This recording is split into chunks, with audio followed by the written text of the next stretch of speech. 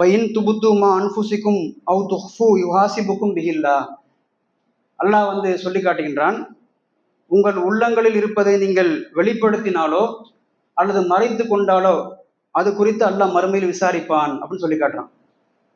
லா யுகல்லிஃபுல்லாஹு நஃப்ஸன் இல்லா உஸ்ஸஹா. எந்த ஒரு ஆத்மாவையும் அதனுடைய சக்திக்கு மீறி அல்லாஹ் சிரமப்படுத்த மாட்டான். இதுக்கு முன்னாடி போட்ட வசனம் என்னது? ஒரு மனிதன் தன்னுடைய உள்ளத்துல நினைச்சாலும் அல்லாஹ் அதை மறுமையில விசாரிப்பான்னு சொன்ன அந்த வசனத்தை அல்லாஹ் மாற்றி லா யுகல்லிஃபுல்லாஹு நஃப்ஸன் இல்லா உஸ்ஸஹா, எந்த ஒரு ஆத்மாவையும் அதனுடைய சக்திக்கு மீறி அல்லாஹ் சிரமப்படுத்த மாட்டான். இன்னல் ஹம்துலில்லாஹ் நஹ்மதுஹு வ நஸ்தஈனுஹு வ நஸ்தக்ஃபிருஹு வ நஊது பில்லாஹி மின் ஷுரூரி அன்ஃபுஸினா வ ஸய்யிஆத்தி அஅமாலினா. மை யஹ்திஹில்லாஹு ஃபலா முதில்ல லஹு வ மை யுضلل ஃபலா ஹாதிய லஹு.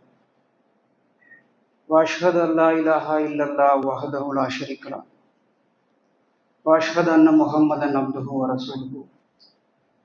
இன்ன அஸ்தகல் ஹதீஸி கிதாபுல்லாஹ் வ அஹ்ஸனல் ஹதீ ஹதீ முஹம்மதின் வ ஷர்ரல் உமூரி முஹ்தஸாத்துஹா வ குல்ல முஹ்தஸத்தின் பித்ஆ வ குல்ல பித்ஆத்தின் லலாலா வ குல்ல லலாலத்தின் ஃபின்னார். அம்மா பஅத். அஊது பில்லாஹி மினஷ் ஷைத்தானிர் ரஜீம். யா அய்யுஹல்லதீன ஆமனு தக்குல்லாஹ ஹக்க துகாத்திஹி வ லா தமூதுன்ன இல்லா வ அன்தும் முஸ்லிமூன். யா அய்யுஹன் நாஸு தக்கு ரப்பக்குமுல்லதீ ஹலகக்கும் மின் நஃப்ஸின் வாஹிதா வ ஹலக மின்ஹா ஸௌஜஹா வ பஸ்ஸ மின்ஹுமா ரிஜாலன் கஸீரன் வ நிஸாஅ வத்தகுல்லாஹ அல்லஸீ தஸாஅலூன பிஹி வல் அர்ஹாம் இன்னல்லாஹ கான அலைக்கும் ரகீபா. யா அய்யுஹல்லதீன ஆமனு தக்குல்லாஹ வ கூலு கௌலன் ஸதீதா யுஸ்லிஹ் லக்கும் அஅமாலக்கும் வ யக்ஃபிர் லக்கும் ஸுனூபக்கும் வ மை யுத்திஇல்லாஹ வ ரசூலஹு ஃபக்கத் ஃபாஸ ஃபௌஸன் அலீமா. எல்லாம் உள்ள அல்லாஹ்வின் நல்லடியார்களே, அல்லாஹ்வுடைய தூதர் நமக்கு வழிகாட்டிய அடிப்படையில் ஜும்மா தொழுகையை நிறைவேற்றுவதற்காக ஒன்று குழுமி இருக்கக்கூடிய நம் அனைவரின் மீதும் ஏக இறைவனின் அருள் பொழியட்டுமாக என்று பிரார்த்தித்து இந்த குத்பா உரையை துவங்குகின்றேன். மறுமை வாழ்க்கைக்காக நல்லமல்களை முற்படுத்தக்கூடிய நாம் நம்முடைய வாழ்நாள் முழுக்க அந்த நல்லமல்களில் தொய்வு ஏற்படாமல் இருப்பதற்காக நம்முடைய உள்ளத்தை எந்த அளவிற்கு பக்குவப்படுத்தி கொள்ள வேண்டும் என்ற அடிப்படையில் சில செய்திகளை இன்றைய ஜும்மாவில் பார்க்க இருக்கின்றோம். பொதுவாக திருக்குர்ஆனுடைய வசனங்களை நாம் எடுத்து பார்க்கும் பொழுது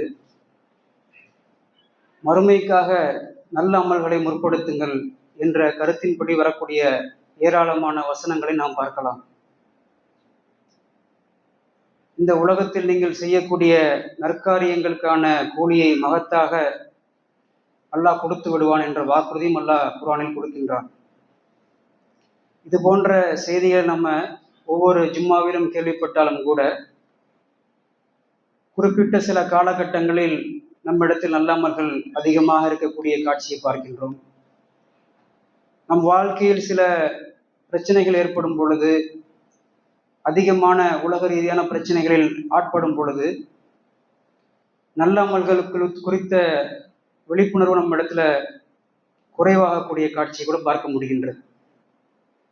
எல்லா நேரங்களிலும் சீராக நல்ல காரியங்களை நோக்கி விரையக்கூடிய உள்ளத்தை நாம் அமைத்துக் கொள்வதற்கு இன்றைக்கு நாம சில குர்ஆன் வசனங்களின் அடிப்படையில் சில செய்திகளை பார்க்க இருக்கிறோம். நபிகள் நாயகம் ஸல்லல்லாஹு அலைஹி வஸல்லம் அவங்களுடைய காலத்துல அல்லாஹ்வுடைய தூதர் மூலமாக அல்லாஹ்வுடைய தூதருக்கும் சஹாபாக்களுக்கும் அமல்கள் குறித்த கட்டளைகள் கொடுக்கப்பெறும் பொழுது அந்த அமல்களை அல்லாஹ் ஒரே மாதிரியாக அமைத்து கொடுக்க மாட்டான். சில அமல்கள் அவங்களுக்கு சிரமமானதாக இருக்கும். அதை இறக்கி அருளப்படும் பொழுது அல்லாஹ்வுடைய கட்டளை என்று எடுத்துக்கொண்டு செயல்படுத்துவாங்க. அந்த சட்டம் சில காலங்களுக்கு அப்புறம் மாற்றப்படும். அந்த சிரமமான அமல்கள் சற்று இலகுவாக மாற்றப்படும். அப்பொழுது சலுகையை சஹாபாக்கள் பயன்படுத்திக்குவாங்க. சில நேரங்களில் அமல்கள் ரொம்ப ஈஸியானதாக அவங்களுக்கு முதலாவதாக சட்டமாக இறக்கப்படும். அதை கடைப்பிடிச்சிட்டு இருப்பாங்க. சில காலங்கள் கழித்து அல்லாஹ் சட்டத்தை மாற்றி அதே அமலை கடினமானதாக மாற்றுவான். அப்பொழுது அவங்களுடைய உள்ளத்தை அதுக்கு ஏற்ற மாதிரி அமைச்சிக்குவாங்க. இப்போ இது மாதிரியான அடிப்படையில் தான் நம்முடைய உள்ளமும் இருக்க வேண்டும் என்பதற்காகத்தான் இப்போ நாம சொன்ன அடிப்படையில் உள்ள வசனங்கள்லாம் குர்ஆன்ல நிறைய இடத்துல பார்க்கலாம். இதற்கு முந்தைய மாதம் ரமலானுடைய மாதத்துல நம்ம அதிகமான அமல்கள் செஞ்சிருப்போம். அந்த ரமலான் மாதத்தினுடைய நோன்பை குறித்தான சட்டத்திலேயே இந்த அமல்களுடைய அந்த விஷயத்தை எல்லாம் நமக்கு வந்து சுட்டி காட்டுகின்றான். எப்படி முதலாவதாக நோன்பு சஹாபாக்கள் வைத்தாங்க, பின்னாடி எப்படி தங்களுடைய உள்ளத்தை மாற்றிக்கொண்டார்கள் என்பதற்கு குர்ஆனுடைய வசனங்கள் நமக்கு ஆதாரமாக இருக்குது. சூரா பக்ராவினுடைய வசனத்துல வந்து பார்த்தோம் என்றால், யா அய்யுஹல்லதீன ஆமனு குத்திப அலைக்குமுஸ் ஸியாம் கமா குத்திப அலல்லதீன மின் கப்லிக்கும் லஅல்லக்கும் தத்தகூன். உங்களுக்கு முன் வாழ்ந்தவர்களுக்கு கடமையாக்கப்பட்டது போல உங்களுக்கும் நோன்பு கடமையாக்கப்பட்டுள்ளது, இதன் மூலமாக நீங்க இறையச்சவாதியாக ஆகலாம் என்று அல்லாஹ் சொல்றான். இப்படி அல்லாஹ் சொல்லிட்டு அவங்களுக்கு நோன்பை கடமையாக்கி விட்டு அந்த நோன்புல சில விதிகளை அல்லாஹ் வந்து சஹாபாக்களுக்கு போடுறான். ஐயாமம் மாதூதாத்தின் ஃபமன் கான மின்கும் மரீலா அவ் அலா சஃபரின் ஃபைத்தத்துன் மின் ஐயாமின் உஹர். உங்களில் யார் நோயாளியாகவோ பயணத்திலோ இருக்கிறீங்களோ அவர்கள் நோன்பை விட்டு விட்டு வேறு நாட்களில் கணக்கிட்டு கொள்ளலாம். ரமலானுடைய மாசத்துல வந்து நோயாளியாகவோ பயணத்திலோ யாரா இருந்தாங்கன்னா அவங்க ரமலான் மாசத்தினுடைய நோன்பை விட்டு விட்டு ரமலான் அல்லாத மற்ற மாதங்களில் அந்த நோன்பை பிடித்துக் கொள்ளலாம். இது ஒரு விதியா வந்து அல்லாஹ் போடுறான். அடுத்த விதி அல்லாஹ் வந்து போடுகின்றான், வலல்லதீன யுத்தீகூனஹு ஃபிதியத்துன் துஆமு மிஸ்கீன். உங்களில் யாருக்கு நோன்பு பிடிக்க சக்தி இருக்குதோ அவர்கள் நோன்பு பிடிக்காம அதற்கு பகரமாக ஒரு ஏழைக்கு உணவளித்தால் போதும். இதுவும் ஒரு விதியாக போடப்படுது ரமலானுடைய நோன்பு சம்பந்தமா இறக்கப்படும் பொழுது. அப்ப இந்த வசனம் என்ன சொல்லுதுன்னா, ரமலானுடைய மாசத்துல வந்து நோன்பு வைக்கணும், விரும்பினவர்கள் வந்து நோன்பு வைக்கலாம், விரும்பியவர்கள் வந்து நோன்பை விட்டு விட்டு அதற்கு பகரமாக ஒரு ஏழைக்கு சாப்பாடு கொடுத்தா போதும், நோன்பிற்கு நிகராக அந்த உணவளித்த விஷயமே வந்து சரியாகிவிடும் என்று அல்லாஹ் வந்து ஆரம்பத்தில் இப்படிப்பட்ட சட்டத்தை போடுறான். அப்ப இந்த மாதிரி சட்டம் எப்படிப்பட்ட விஷயமா சஹாபாக்களுக்கு இருக்கும்? யாருக்கு வந்து ஏழைக்கு உணவளிக்கக்கூடிய சக்தி இருக்குதோ, காசு பணம் இருக்குதோ, அவங்க நோன்பு பிடிக்காம ரொம்ப ஈஸியாக ஒரு ஏழைக்கு சாப்பாடு கொடுத்து அந்த நோன்பை நிகர் செஞ்சிருவாங்க. இப்படியே இவங்க இந்த அமலை கடைப்பிடிச்சிட்டு இருக்கிறாங்க. சில காலங்களுக்கு அப்புறம் இந்த சட்டத்தை அல்லாஹ் மாத்துகின்றான். எப்படி மாத்துறான்? ஃபமன் ஷஹித மின்கும் ஸஹர ஃபல்யஸும்ஹு. உங்களில் யார் அந்த மாதத்தை அடைகின்றாரோ அவர் வந்து கண்டிப்பாக நோன்பு நோக்கட்டும் அப்படின்ற மாதிரி முன்னாடி சொல்லப்பட்ட அந்த சட்டத்தை அல்லாஹ் வந்து மாற்றுகின்றான். முன்னாடி என்ன சட்டம் சொல்லப்பட்டுச்சு? யாருக்கு சக்தி இருக்கோ அவங்க நோன்பை பிடிக்காமல் ஒரு ஏழைக்கு உணவளிச்சா கூட போதும் என்ற இந்த சட்டத்தை எல்லாம் மாற்றி, யாரெல்லாம் இந்த மாசத்தை அடைகிறீங்களோ அவங்க எல்லாரும் கண்டிப்பா நோன்பு வச்சுதான் ஆகணும் என்ற இந்த ரூல்ஸ் வந்து போடப்படும் பொழுது, நாம முதலாவதாக அந்த உரை ஆரம்பிக்கும் பொழுது சொன்ன அந்த அடிப்படை இங்க வந்துடும். என்ன அடிப்படை? இலகுவாக செஞ்சுக்கிட்டு இருந்த ஒரு அமல் வந்து இப்ப கடினமாக்கப்படுது. சஹாபாக்கள் யாருக்கு வந்து காசு கொடுத்து நோன்பு பிடிக்காம இருக்கக்கூடிய சக்தி இருந்துச்சோ அந்த சஹாபாக்களுக்கு இப்ப கஷ்டமான ரூல்ஸ் போடப்படுது. காசு இருந்தாலும் ஏழைக்கு உணவளிக்கக்கூடிய சக்தி உங்கள்ட்ட இருந்தாலும் இனிமே அந்த ரூல்ஸை நான் நீக்கிட்டேன், இனிமே எல்லாரும் நோன்பு பிடிச்சுதான் ஆகணும் அப்படின்ற மாதிரி அல்லாஹ் இலகுவான சட்டத்திலிருந்து கடினமாக்கும் பொழுது அதை வந்து தங்களுடைய உள்ளம் ஏற்றுக்கொள்ளவில்லை என்பது மாதிரி சஹாபாக்கள் வந்து வருந்தல. ரசூல் ஸல்லல்லாஹு அவங்கள்ட்ட போயிட்டு ஏதாவது தளர்வு கிடைக்குமா என்று கேட்கல. இது அல்லாஹ்வுடைய சட்டம், முன்னாடி வந்ததும் அதான், பின்னாடி வந்ததும் அல்லாஹ்வுடைய சட்டம் தான் என்று நினைத்து கொண்டு அவங்களுடைய உள்ளத்தை அதுக்கு ஏற்ற மாதிரி மாத்திக்கிட்டாங்க.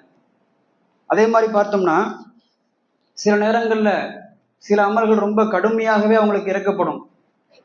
அதையும் வந்து அவர்கள் அல்லாஹ்வுடைய கட்டளை என்று ஏற்றுக்கொண்டு அந்த அமலை செயல்படுத்துவாங்க. குர்ஆன்ல வந்து பார்த்தோம் என்றால் சூரா முஸம்மில் என்ற அத்தியாயத்தில் வரக்கூடிய ஆரம்ப கட்ட வசனங்கள், யா அய்யுஹல் முஸம்மில் குமில் லைல இல்லா கலீலா நிஸ்ஃபஹு அவின் குஸ்மின்ஹு கலீலா அவு ஸித் அலைஹி.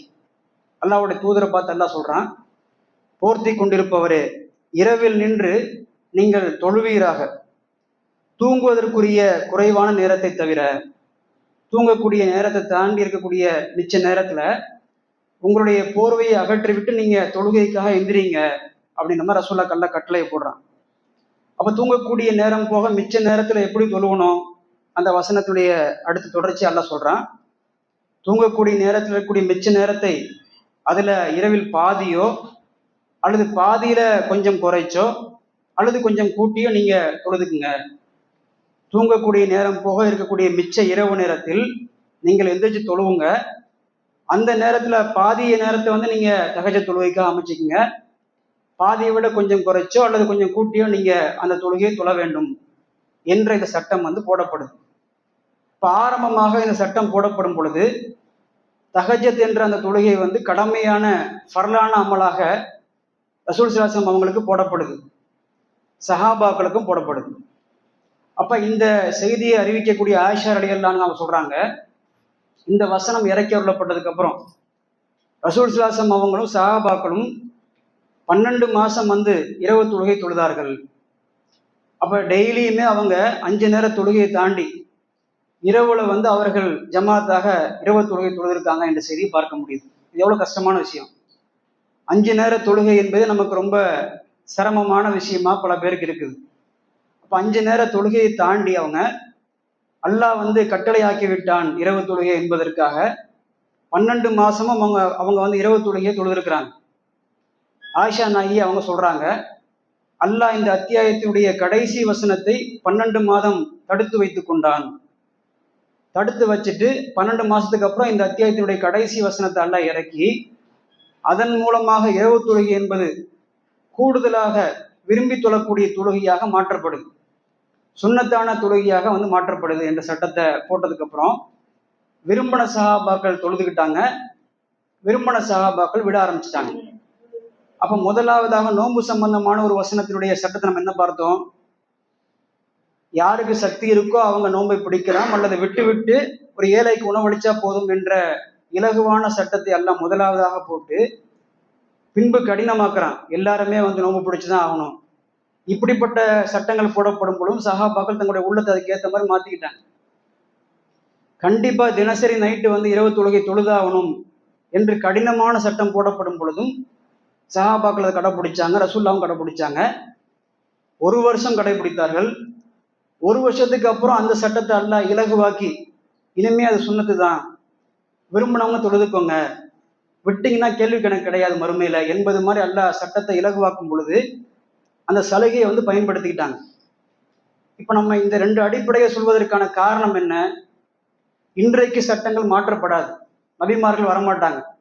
ஆனா நமக்கு இந்த 2 அடிப்படையான விஷயத்திலிருந்து புலப்படக்கூடிய முக்கியமான விஷயம் என்னன்னா, நாம இஸ்லாத்தினுடைய அனைத்து சட்டங்களையும் கரைச்சி குடிச்சிருக்க மாட்டோம்.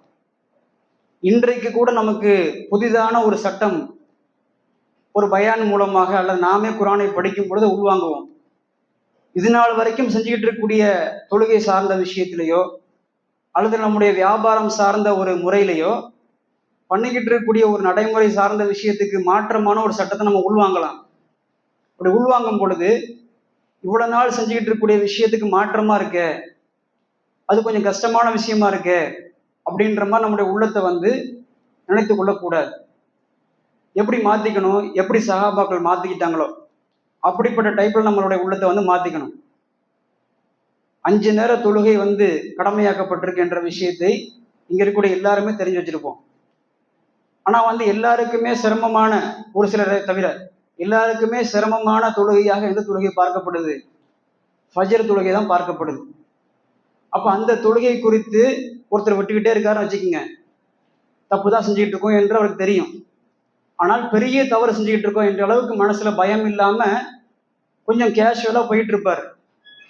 என்றாவது ஒரு நாள் ஒரு பயான்ல ஃபஜ்ர் தொழுகை சம்பந்தமாக அவருக்கான ஒரு எச்சரிக்கை பயான் செய்யப்படும். இது நாள் வரைக்கும் கேட்ட விஷயம் மாதிரி இல்லாம அவருடைய உள்ளத்திற்கு அது பொது மாதிரியாக சொல்லப்படும் பொழுது அன்றைக்கு வந்து அந்த விஷயம் பெரிய ஒரு ஸ்பார்க்காக அச்சத்தை ஏற்படுத்தக்கூடிய விஷயமா ஆகும் பொழுது அவங்க வந்து இவ்வளவு நாள் நான் விட்டுக்கிட்டு இருந்தாலும் இப்ப இந்த தொழுகையினுடைய முக்கியத்துவத்தை கூடுதலாக ஒருவர் சொல்றாரு, இதை செயல்படுத்தியே ஆக வேண்டும் என்று மனசு வந்து சொல்லுது, நான் எப்படி செயல்படுத்துறது என்பது மாதிரி நம்ம வந்து புலம்பக்கூடாது. எப்படி சஹாபாக்கள் வந்து சிரமமான அமல்கள் கொடுத்து கடினமாக்கப்படும் பொழுதும் புலம்பவில்லையோ, கடினமான அமல் கொடுத்து சிரமமாக்கப்படும் பொழுதும் அதை ஏற்றுக்கொண்டார்களோ அது மாதிரியான உள்ளத்தை நாம் அமைத்துக் கொள்ளக்கூடிய பக்குவத்தை வளர்த்துக்கணும். அதனாலதான் இந்த மாதிரி வசனங்கள் எல்லாம் குர்ஆன் நமக்கு வந்து இறக்கி கொள்ளப்பட்டிருக்கு. இன்னும் பார்த்தீங்கன்னா சில நேரங்களில் சஹாபாக்களுக்கு வந்து சிரமமான அமல்களை செய்வாங்க, அப்போதான் செஞ்சு முடிச்சிருப்பாங்க. மறுபடியும் சிரமமான அமலை செய்ய சொல்லி அல்லாஹ் வந்து வற்புறுத்துவான். அப்பவும் வந்து அதுக்கேற்ற மாதிரி அவங்களோட உள்ளத்தை மாத்திக்குவாங்க. இதுவும் நமக்கான ஒரு பாடம் தான். குர்ஆன்ல பார்த்தோம் என்றால் உஹது போர் சம்பந்தமாக வரக்கூடிய ஒரு வசனம். உஹது போரை முடிச்சுட்டு முஸ்லிம்களும் வந்து திரும்பி போறாங்க, முஷ்ரிக்குகளும் போறாங்க. அப்ப முஷ்ரிக்கினுடைய தலைவராக அன்று இருந்த அபு சுஃபியான் அவங்க பின்னாடி இஸ்லாத்துக்கு வந்துட்டாங்க. அவர் வந்து மக்காவை நோக்கி போகக்கூடிய நேரத்துல அந்த மக்காவில் இருக்கக்கூடியவர்கள் இந்த அபு சுஃபியானையும் அவங்களுடைய படையை பார்த்து திட்டுறாங்க. பத்ருக்கு அடுத்த போராக இந்த போருக்கு போறீங்க, பத்ருக்கு பதிலடியாக நீங்க தானே ஜெயிச்சிருக்கணும். முஸ்லிம்கள் எல்லாரையும் வந்து நீங்க கொலை செய்து விட்டு அவங்களுடைய பெண்களை எல்லாம் நீங்கள் அபகரித்து விட்டு தான் வந்திருக்கணும், இப்படி வெறுங்கையை வீசிட்டு வரீங்களே என்று கடுமையா திட்டி மீண்டும் போர் செய்ய போங்கன்னு சொல்றாங்க மக்கால் இருக்கக்கூடியவர்கள். அப்ப அபு சுஃபியானும் அவங்களுடைய படையும் திரும்பி வந்து அந்த போருக்காக போகக்கூடிய கட்டம் ஏற்படுது. இந்த நியூஸ் வந்து ரசூல் ஸல்லல்லாஹு அவங்களுக்கும் வந்து தெரிய வருது. ரசூல் ஸல்லல்லாஹு அவங்க திரும்பியும் அபு சுஃபியானுடைய படை வருகின்றது என்ற செய்தியை கேட்கக்கூடிய நேரத்துல சஹாபாக்களுக்கு உத்தரவு போடுறாங்க, இப்படிப்பட்ட விஷயத்தை வந்து நான் கேள்விப்படுறேன், எல்லாரும் வந்து போருக்கு ஆயத்தமாவுங்கன்னு சொல்றாங்க. இப்ப நம்ம இந்த இடத்துல நான் சொன்ன அந்த மூன்றாவது அடிப்படையை பொருத்தி பார்க்கணும். இஸ்லாத்துல சொல்லப்பட்டிருக்கக்கூடிய அமல்களே கடினமான அமல் ஜிஹாத் தான். அந்த ஜிஹாத் என்ற கடினமான அமலை செஞ்சு முடிச்சுட்டு வந்திருக்கிறாங்க சஹாபாக்கள். அந்த போருக்கு கிளம்பி போகும் பொழுது தங்களோடு பயணித்து வந்த பல நண்பர்கள் அவங்க இழந்திருப்பாங்க. அவங்களுடைய உடம்புல ஏகப்பட்ட அடிகளை வாங்கிட்டு வந்திருப்பாங்க, சில பேர் சில பாகங்களை இழந்திருப்பாங்க. இப்படிப்பட்ட கடினமான அமலை செஞ்சு முடிச்சு உட்கார்ந்துருக்கக்கூடிய நேரத்துல மீண்டும் அதே கடினமான அமலை செய்வதற்கு கிளம்பி வாங்கன்னு ரசூலுல்லாஹ் சொல்றாங்க. அப்படி கிளம்பி வாங்கன்னு சொல்லப்படும் பொழுது அதுக்கேற்ற மாதிரி தங்களுடைய உள்ளத்தை மாத்திக்கிறாங்க. இப்ப கடினமான அமல் கொடுக்கப்பட்டு மீண்டும் செஞ்சு முடிச்சதுக்கு அப்புறம் அதே கடினமான அமலை அல்லது அது போன்ற இன்னொரு கடினமான அமலை செய்ய சொல்லி சஹாபாக்கள் நிர்பந்திக்கப்படும் பொழுது அதுக்கேற்ற மாதிரி அவங்களோட உள்ளத்தை மாத்திக்கிட்டாங்க. இதுவும் நமக்கான படிப்பினை. இப்படிப்பட்ட மாதிரி உள்ளங்களை அவர்கள் அல்லாஹ்விற்காக மாற்றிக்கொள்ளக்கூடிய பக்குவம் இருந்ததுனால தான் அவங்களை அல்லாஹ் வந்து குர்ஆன்ல சிராகின்னு சொல்லி காட்டுறான். இப்படிப்பட்ட முடிவு அவங்க எடுத்த விஷயத்தை அல்லாஹ் குர்ஆன்லயே சூரா ஆல் இம்ரான் என்ற அத்தியாயத்துல 172 வசனத்தை சொல்லி காட்டுகின்றான். அல்லதீன சஜாபு லில்லாஹி ஒரு ரசூலி மின் பாதி மா அஸாபஹுமுல் கர்ஹு. போரில் அவர்களுக்கு துன்பம் ஏற்பட்ட பிறகும் அல்லாஹ்வுக்கும் இந்த தூதருக்கும் அவர்கள் பதிலளித்தார்கள். அல்லாஹ்வே சொல்லிட்டான், உஹது போர்ல வந்து இந்த சஹாபாக்களுக்கு துன்பம் தான் ஏற்பட்டிருக்கு.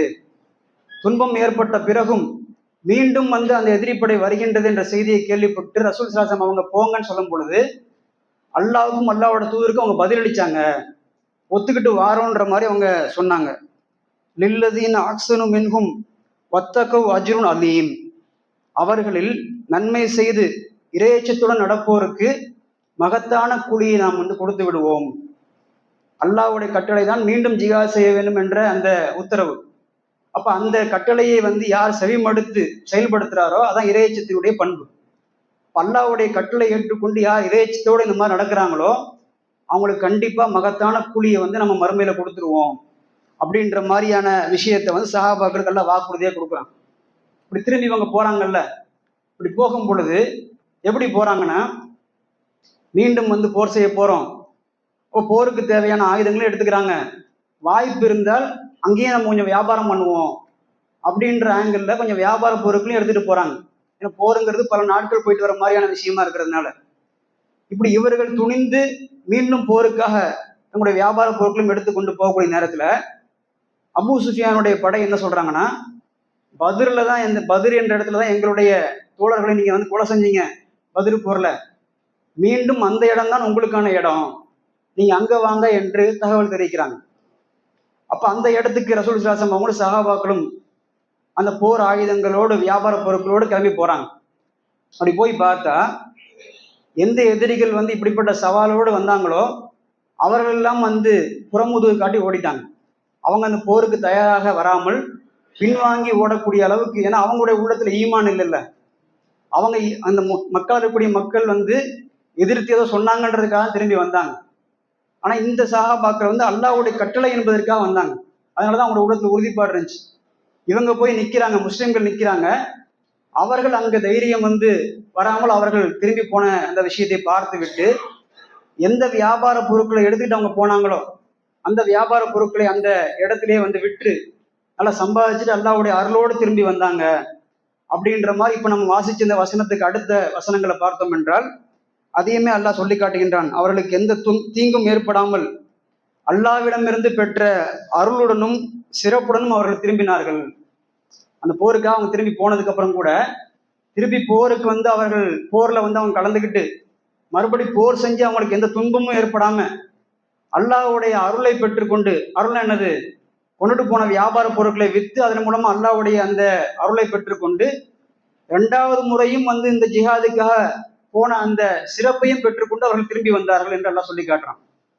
அப்ப நம்ம இந்த முதல் உரையில பார்த்த விஷயத்துல அமல்கள் வந்து எப்படி வேணா வந்து மாறி மாறி வரும் பொழுதும் கூட, சிரமமாக கொடுக்கப்படும் பொழுதும் சரி, கடினமாக கொடுக்கப்படும் பொழுதும் சரி, அதை எல்லாத்தையுமே ஏற்றுக்கொள்ளக்கூடிய பக்குவத்தோடு சஹாபாக்கள் இருந்தாங்க.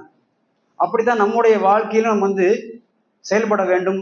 இப்படிப்பட்ட உள்ளத்தை வந்து அமைத்துக் கொள்ளக்கூடிய பக்குவத்தை நமக்கு அல்லாஹ் வந்து கொடுப்பானா என்று பிரார்த்தித்தவனாக அந்த முதல் உரையை முடித்துக் கொள்கிறேன்.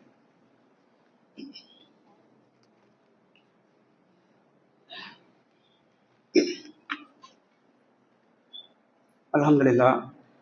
எல்லாம் வல்ல அல்லாஹ்வின் நல்லடியார்களே, சஹாபாக்குடைய காலத்துல எந்த அளவிற்கு அமல்கள் சார்ந்த விஷயத்துல அவர்கள் தங்களுடைய உள்ளத்தை அமைத்துக் கொண்டார்கள் அப்படின்ற விஷயத்தை பார்த்தோம்.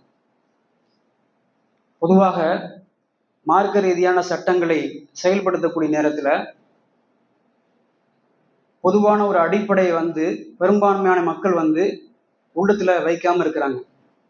என்ன மாதிரி விஷயம்னா, நம்முடைய உள்ளம் வந்து இலகுவாக ஏற்றுக்கொள்ளக்கூடிய ஒரு அமலாக ஒரு மார்க்க சட்டமா இருந்துச்சுன்னா மனசு உடனே செஞ்சிடும். அதை செய்ய சொல்லி நிர்பந்திக்க நம்ம உடனே செஞ்சிருவோம். மனசு ஏற்றுக்கொள்ளாத சட்டமாக செய்வதற்கு கடினமான அமல் போன்ற நம்முடைய உள்ளம் நினைச்சிச்சுன்னா நம்ம ரொம்ப தடுமாறுவோம், செயல்படுத்தாம விட்டுருவோம் அல்லது காலதாமதப்படுத்துவோம். இதுதான் மனிதனுடைய இயல்பு.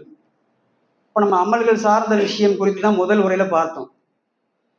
இப்போ கடினமாக ஒரு அமல் நம்முடைய உள்ளத்திற்கு சைத்தான் வந்து காட்டும் பொழுது அந்த அமலை நாம் செய்வதற்கு எந்த அடிப்படையை கையில் எடுக்கணும் அப்படிங்கிறத இப்போ நம்ம 2வது உரையில பார்க்க போறோம். அதுவும் நமக்கு குர்ஆனே கற்றுத்தருது. ரசூல் ஸல்லல்லாஹு அலைஹி வஸல்லம் காலத்துல ஒரு வசனம் இறக்கி உள்ளப்படுது. சூரா பக்ராவினுடைய 284 வசனம். வயின் துபுத்துமா அன்ஃபுசிக்கும் அவு துஹ்ஃபு யுஹாசிபுக்கும் பிஹில்லாஹ். அல்லாஹ் வந்து சொல்லி காட்டுகின்றான், உங்கள் உள்ளங்களில் இருப்பதை நீங்கள் வெளிப்படுத்தினாலோ அல்லது மறைத்து கொண்டாலோ அது குறித்து அல்லாஹ் மறுமையில் விசாரிப்பான் அப்படின்னு சொல்லி காட்டுறான். ஒரு மனுஷன் வந்து உள்ளத்துல நினைக்கக்கூடிய விஷயத்த, ஏகப்பட்ட விஷயம் உள்ளத்துல வந்து உதிக்கும். நல்ல விஷயமும் உதிக்கும், நிறைய கெட்ட விஷயங்களும் உதிக்கும். அதுல கெட்ட விஷயங்களையும் எல்லாம் நம்ம ஃபில்டர் பண்ணிட்டு தான் நல்ல விஷயத்த வெளிப்படுத்தி காட்டுறோம். ஆனா இந்த வசனம் என்ன சொல்லுது, உள்ளத்துல வந்து நீங்க நினைக்கக்கூடிய விஷயத்த வெளிப்படுத்தி செயலா செஞ்சாலோ அல்லது மறைச்சு அப்படியே உள்ளத்துக்குள்ளே போட்டு அழிச்சிட்டாலோ 2யுமே மறுமையில நான் விசாரிப்பேன் அப்படின்னு மாதிரி நல்லா சொல்றான். இது ரொம்ப கஷ்டமான விஷயம். உள்ளத்துல வந்து நல்ல விஷயத்தை மட்டும் நினைக்கிற மாதிரி உள்ளம் வந்து யாருக்குமே கிடையாது. இப்ப கெட்ட விஷயங்களை நினைச்சாலும் மறுமையில விசாரிப்புன்ற மாதிரி இந்த வசனம் இறக்கி உள்ளப்படும் பொழுது சஹாபாக்கள் ரொம்ப கவலைப்படுறாங்க. கவலைப்பட்டு ரசூல் ஸல்லல்லாஹு அலைஹி வஸல்லம் அவங்கள்ட்ட போய் நிக்கிறாங்க. என்ன சொல்றாங்கன்னா, அல்லாஹ்வுடைய தூதரே, எங்களால் இயன்ற தொழுகை, நோன்பு, தான தர்மங்கள் போன்ற விஷயத்தை அல்லாஹ்வுக்காக நாங்க செய்யறோம். ஆனா இப்ப இறக்கி உள்ளப்பட்டிருக்கூடிய இந்த வசனம் என்பது எங்களுக்கு ரொம்ப கஷ்டமானதா இருக்கு. உள்ளத்துல நினைக்கக்கூடிய விஷயத்தை எல்லாம் விசாரிப்பேன் என்று அல்லாஹ் சொல்றானே அப்படின்ற மாதிரி அவங்க தங்களுடைய கவலை வெளிப்படுத்துறாங்க. உள்ளத்தை வந்து அப்படி நினைக்கக்கூடிய விஷயத்தையும் அல்லாஹ் விசாரிப்பான்னு சொல்றது லாஜிக்கா பார்க்கும் பொழுது கஷ்டமான விஷயமா தான் இருக்குது. அப்ப வந்து கொஞ்சம் வழி விடுங்க, அவங்க உட்காரு. அப்ப இந்த மாதிரியான விஷயத்தை சஹாபாக்கள் சொல்லும் பொழுது ரசூல் ஸல்லல்லாஹு அலைஹி வஸல்லம் அவங்க சொல்றாங்க, உங்களுக்கு முன் வாழ்ந்த யூத கிறிஸ்தவர்கள் அவங்க நபிமார்கள் என்னென்னலாம் வந்து சொல்லும் பொழுது அவங்க என்ன பதில் கொடுத்தாங்களோ அதே மாதிரி பதிலை நீங்க கொடுக்க விரும்புறீங்களா? அவங்க என்ன பதில் கொடுத்தாங்க? அவங்களுடைய நபிமார்கள் மார்க்க சட்டங்களை சொல்லும் பொழுது செவியுற்றோம் மாறு செய்தோம் என்று அவங்க சொன்னாங்க. நீங்க அப்படி இருக்காதீங்க. செவியுற்றோம் கட்டுப்பட்டோம் என்று சொல்லக்கூடிய மக்களாக மாறுங்க. இறைவா எங்களுடைய பாவங்களை மன்னிப்பாயாக என்று சொல்லக்கூடிய மக்களாக நீங்க மாறுங்க. இறைவா எங்களுடைய மீளுதல் உன்னிடத்தில் தான் உள்ளது என்று சொல்லக்கூடிய மக்களாக நீங்க இருங்க அப்படின்ற மாதிரி சொன்ன உடனே ரசூல் ஸல்லல்லாஹு சொல்லி கொடுத்த இந்த வார்த்தையை சஹாபாக்கள் அப்படியே திருப்பி ரிப்பீட் பண்றாங்க. இறைவா நாங்கள் செவியுற்றோம் கட்டுப்பட்டோம், உன்னிடத்தில் தான் எங்களுடைய பாவங்களுக்கான மன்னிப்பை வேண்டுகிறோம், எங்களுடைய மீளுதல் உன்னிடத்தில் தான் இருக்கின்றது என்ற வார்த்தையை திரும்பி அப்படியே அவங்க சொல்லிக்கிட்டே இருக்கிறாங்க. அவங்களுடைய உள்ளத்தில் அல்லாஹ் வந்து ஒரு இலகுவான எண்ணத்தை ஏற்படுத்துகின்றான். இந்த இலகுவான எண்ணத்தை ஏற்படுத்தி குடிச்சதுக்கு அப்புறம் அல்லாஹ் வந்து எந்த வசனத்தை அவங்களுக்கு கடினமான சட்டமா போட்டானோ அந்த வசனத்தை எல்லாம் மாற்றி வேறு ஒரு வசனத்தை எல்லாம் இறக்குகின்றான். லாயு கல்லிஃபுல்லாஹும் நஃப்ஸன் இல்லா உஸ்ஸஹா, எந்த ஒரு ஆத்மாவையும் அதனுடைய சக்திக்கு மீறி அல்லாஹ் சிரமப்படுத்த மாட்டான். இதுக்கு முன்னாடி போட்ட வசனம் என்னது?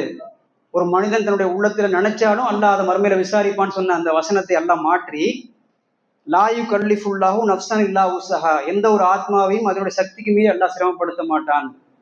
அவர் செய்த நன்மை தான் அவருக்குரியது, அவர் செய்த தீமை தான் அவருக்குரியது. அப்படின்னு என்ன அர்த்தம்னா, உள்ளத்தில் நினைக்கிறதெல்லாம் நான் விசாரிக்க மாட்டேன், அந்த விஷயத்த வந்து மாற்றி விட்டு வெளிப்படையா செயலா செஞ்சா மட்டும் தான் நான் விசாரிப்பேன் அப்படின்ற மாதிரியான விஷயத்தை எல்லாம் போட்டு அவங்களுடைய உள்ளத்திற்கு ஒரு இலகுவான விஷயத்தை வந்து எல்லாம் மாத்துகின்றான். அதே மாதிரி அடுத்து தொடர்ச்சியா அந்த வசனம் வந்து வருகின்றது. அதுல வரிசையா பிரார்த்தனை சம்பந்தப்பட்ட விஷயமா வருகின்றது. ரப்பானா லா துஆஹிதுனா இன் நஸீனா வஅக்தனா, இறைவா நாங்கள் மறந்து விட்டாலோ அல்லது தவறிழைத்து விட்டாலோ எங்களை நீ பிடித்து விடாதே. ரசூல் அந்த வசனத்தை ஓதி காண்பித்து விட்டு சஹாபாக்களை பார்த்து நீங்களும் ஓதுங்கன்னு சொல்றாங்க. சஹாபாக்களும் வந்து அந்த வசனத்தை திரும்பி ஓதுறாங்க.